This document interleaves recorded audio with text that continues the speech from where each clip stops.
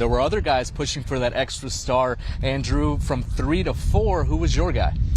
Well, I think when I was asked this question, it was a little bit different. A guy who I like where we have him ranked, it's probably DJ Lagway, the University of Florida commit. He was someone that was in our top 11 both nights. It's been up and down. The goods are really good.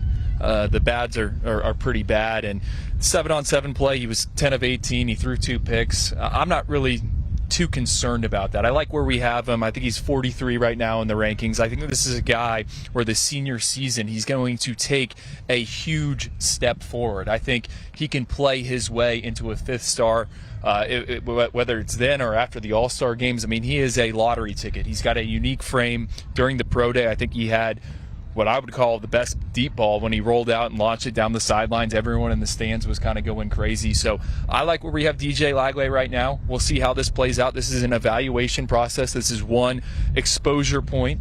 And we saw him improve greatly going from his sophomore to junior season. So I like where we have DJ Lagway in the rankings. Cooper, who did you think made a jump up in your eyes about a potential 3 to 4 in the rankings? I think you could go a lot of different ways. But listen, I think Will Hammond was the guy who's kind of the steady presence that not a lot of people were talking about coming in to the event, committed to Texas Tech, and Joey McGuire. I mean, you see him in person, athletic build, 6'1" plus, and he came out. He was the first one yesterday, right during the pro day portion of the Elite 11, and this was a guy that put up a top 3 score, right? So I liked what he did this weekend. I thought he was a real complete performance, but you could go a lot of different ways here. There are a lot of guys that I would say made some money this weekend. Daniel COLIN committed to Matt Rule in Nebraska, but the guy that I really kind of want to hone in on a little bit, Trevor Jackson out of Florida. We didn't really know what to expect. The second youngest player in this 20-player field outside of COLIN HURLEY, who reclassified from 25 to 24.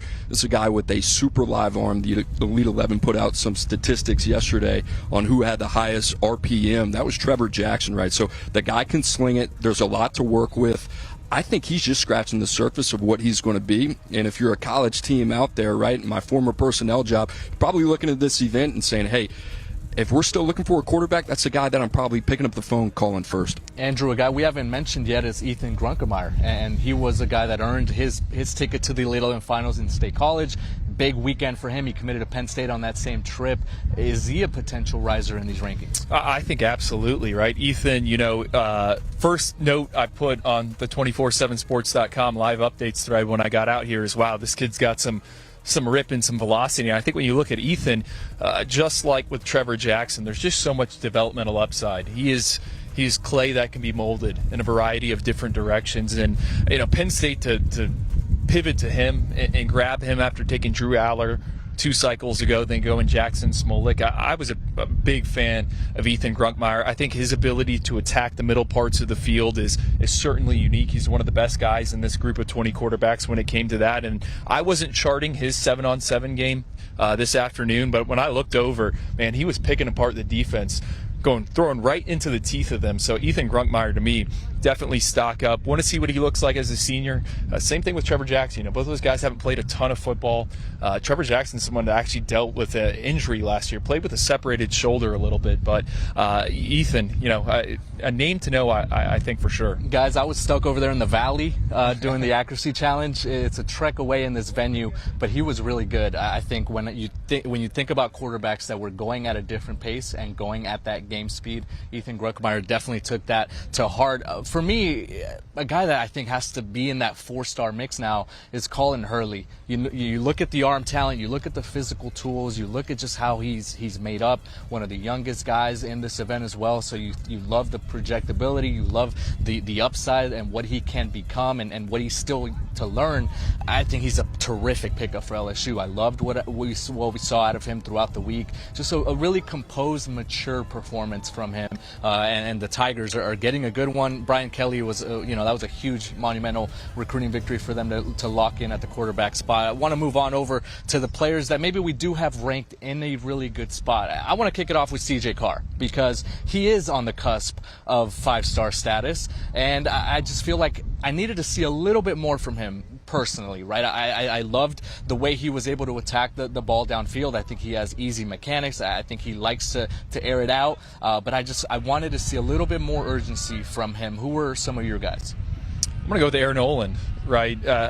Someone that we have shot up in the rankings, someone that we've continued to talk about ever, it seems like the past few months, even before Ohio State was an option for him. I like where we have him right now. On-field resume for him there at Langston Hughes High in Georgia. I mean, he has thrown for over 7,000 yards, has thrown, over 800 passes. So the live reps are there, 55 touchdowns last season. I think he's a day 2 guy right now for me.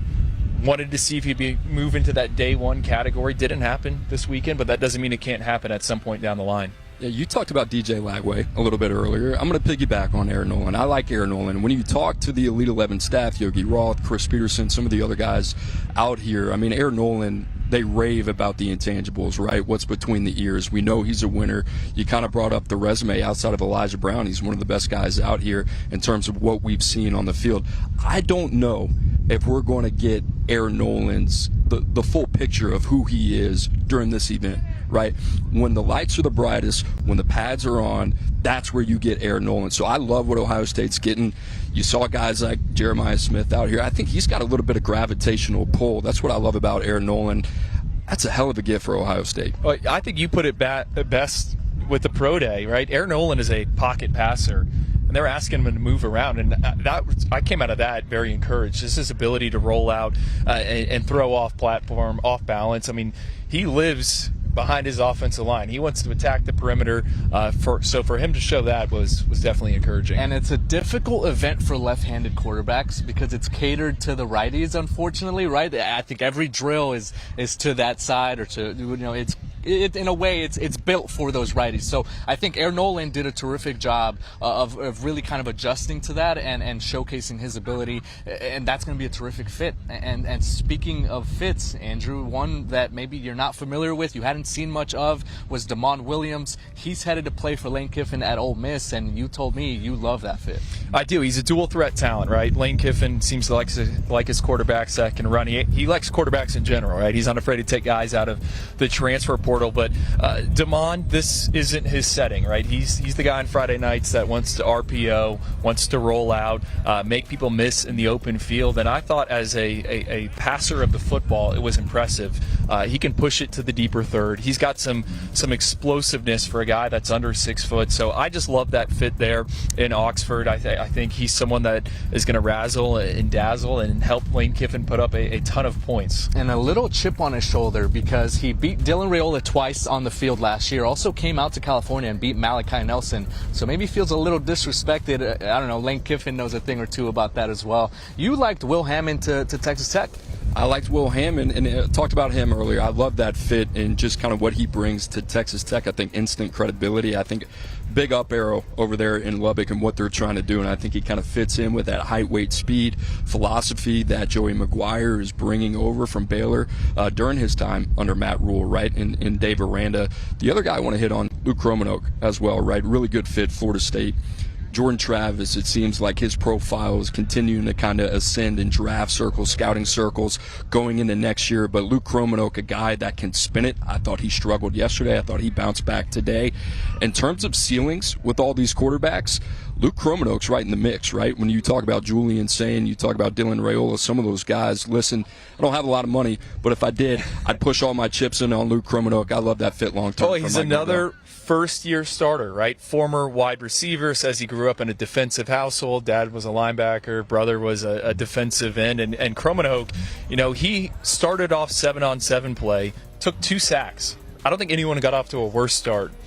Proceeds to then rip off 3 scoring drives, and they are big-time throws. I'm talking breaking balls over the middle. A lot of these quarterbacks did not want to test those waters, and Luke Kromenhoek didn't back down. So I agree, that's a great take. And I want to point out on Will Hammond and Texas Tech, when I was at check-in, I asked Will, hey, you can spend an hour with any coach breaking down film. Who would that person be? He said Mike Leach. loves his ability to, he's like, I want to pick his brain and see what he knows about quarterbacks. And he had 9 straight completions during the 7-on-7 play. So Will Hammond, I agree with that take as well. Yeah, the Pirate, I think, would have loved Will Hammond and what he's able to do on the field. For me, I'm taking it to the Big 12. I'm taking it to the national runner-up. That's TCU and Haas Henne. I loved what we saw out of him. I had some question marks about this event and how he would fit in, right? He's a guy that flashes on Friday nights. He can run the RPO. He can take off downfield and hit that second level and make things happen with his legs. But from a passing standpoint, I thought he brought a little bit of juice. He has some arm talent. I thought he had some easy delivery, some easy mechanics, and I think his max effort really stood out to me. And when you think about the fit at Texas Christian and what Kendall Briles likes to do with the RPO and just getting guys out in space and, putting points up on the board, I think Haas is going to be able to do that just fine. Overall takeaways, guys, this is one of those events where we like to take a step back and maybe take a grander or bigger, larger picture view of things. For you, it starts with the battle at Georgia. Right. I was going to say, when we did our little round table to kick off this event, my big question, or what I wanted to know, I had a hunch that the gap between Dylan Raiola and Ryan Puglisi, the 2 Georgia quarterback commits, wasn't that big. I think it is kind of big, right? And this is no knock on Pugs, Ryan Puglisi. I thought he did some good things out here. Guy hasn't played much 7-on-7. I think he's still kind of figuring it out as a quarterback, right? The tools are there, the traits are there, the arm's there. He's got a big cannon, the frame's there. Just has to work on the accuracy, the timing, and stuff like that. He did not have the best of 7-on-7 games. On the flip side, Dylan Raiola, guy with the target on his back, he delivered. And I think he was a little upset that last night we didn't make, he moved down in our rankings. I think he was upset that Julian's saying, so he came out firing, right? Threw for over 180 yards, four scoring drives in that 7-on-7 portion. I had a hunch kind of coming in that maybe Puglisi could push Dylan Raiola. I think Dylan Raiola flexed and said, no, man, this is going to be my job in Athens. Well, I want to talk about Dylan Raiola, right? We hadn't talked about him. We've been on here 10 minutes or whatever, however long, and number 1 player in the country, right? Number 1 signal caller. It was Julian Sain who came out on top this week with a strong performance. But Dylan Raiola, make no mistake, he is who we thought he was. He's the number 1 player in the country. You saw the arm talent, the NFL arm talent throughout the week. He is a really good fit at the University of Georgia. He's a really good fit anywhere in the country, right? This guy can do some things at the position player, as you alluded to earlier when we were talking, that nobody else here can do, right? He's a 3-level passer. I think what really stood out was the long ball. And a lot of people are going to talk about the arm strength, but it's the accuracy, the ball placement, and the touch of how he throws that long ball. I think that's going to lead to a lot of explosive plays in Kirby Smart's offense. And listen, he's dynamic. He's different. And I think he is one of the better prospects that we've seen, not only this year, but in the last couple years at the quarterback position. Physically, he's just really naturally gifted. Yeah, that looming battle at Georgia is going to be fascinating. We know what Kirby Smart's able to do on the defensive side of the ball. If they're able to figure out that quarterback thing, this could be a program that maybe doesn't lose for another decade or so. They are actually coming out here to up the road in Pasadena, 2025. They're playing at UCLA. UCLA will now, at that point, be a Big Ten program, and that's where I have my eyes.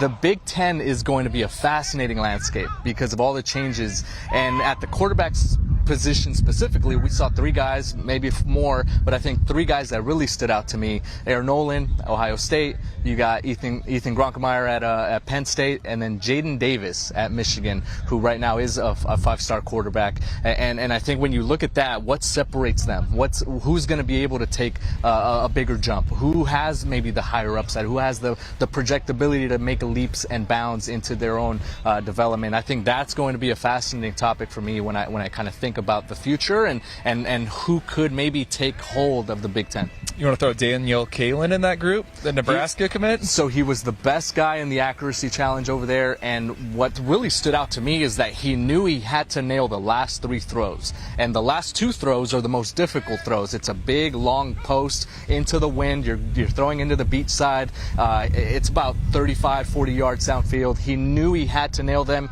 He nicks the first one, he gets it. Second one, they're like, hey, this is for the win. win. This is for the win. And he drops back, rolls out, hits one, and nails it. And he won the accuracy challenge. So I think Matt Rule is getting a guy there, right, that understands pressure. He just lived up to it and understood the responsibility that he had. So it's going to be, I think, a really fascinating conference to look at. I know Cooper's a big fan. He's the one that is pushing Danny behind the scenes on us. I'll say this about him. I like the frame. I think you got to have the frame.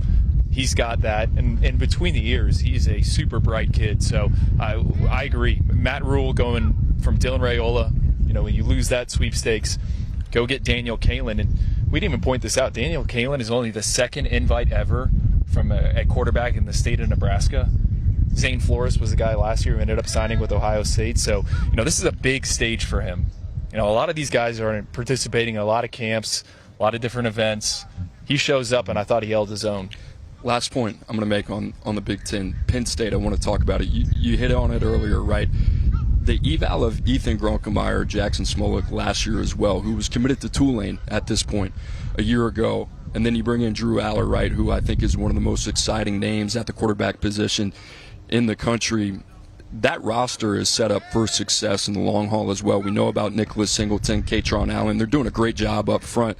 Penn State, to me, that is a team to watch over the next 4 to 5 years, and I love what they're doing at the quarterback position. Yeah, they've been getting it done on the recruiting trail. Let's go down the list. The alpha dog, Julian Sayin here at the Elite 11 Finals in Los Angeles, followed by Dylan Raiola, the Georgia commit. You got Aaron Nolan, the left-hander, headed to Ohio State. Luke Kromenhoek, Florida State commit, a huge win for them to be able to pull him early and do that early eval. CJ Carr at number 5, followed by Jaden Davis, the Michigan-bound quarterback. Will Hammond, Ethan Grunkemeyer, Colin Hurley, DJ Lagway, Daniel Kalin, and Trevor Jackson rounds out the top 12 with that alpha dog, Julian Sayin, at the top. Make sure you stay locked into the 24/7 Sports YouTube channel for everything on your college football recruiting news and your college football team. We've got the recruiting show. We've got the guys, the Oyster Boys from the recruiting podcast, and everything you would want as a college football fan, as a recruiting fan. You could find it over